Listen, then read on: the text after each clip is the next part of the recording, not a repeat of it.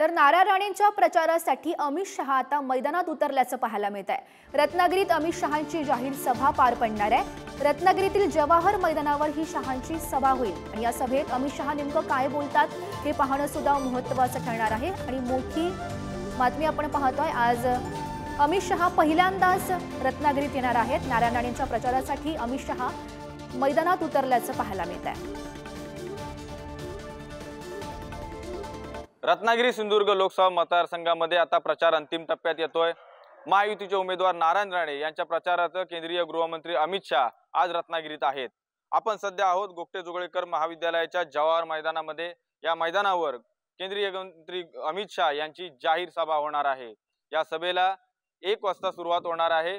पाहायला गेलं तर रत्नागिरी सिंधुदुर्ग लोकसभा मतदारसंघामध्ये महायुतीचे उमेदवार नारायण राणे विरुद्ध विनायक राऊत यांची थेट निवडणूक होणार आहे आणि विरोधक या ठिकाणी महायुतीवर आरोप प्रत्यारोप करत आहेत। आणि यातच अमित शहा आज या सभेमध्ये विरोधकांवर कशा पद्धतीने शरसंधान साधणार याकडे आता संपूर्ण कोकणवासियांचे लक्ष लागून राहिलेले आहे। पाहायला गेलं तर रत्नागिरी सिंधुदुर्ग लोकसभा मतदारसंघामध्ये आरोप प्रत्यारोपांच्या या ठिकाणी फैरी झाडताना दिसत आहेत। विनायक राऊत तसेच नारायण राणे हे एकमेकावर आरोप प्रत्यारोप करतायत आणि यातच केंद्रीय गृहमंत्री नारायण राणे यांच्या प्रचारार्थ रत्नागिरीमध्ये येत आहेत। एकंदरीत ते काय बोलणार याकडे आता संपूर्ण कोकणवासियाचे तसेच संपूर्ण महाराष्ट्राचे लक्ष लागून राहिले आहे। राजन चव्हाण, पुढारी न्यूज, रत्नागिरी।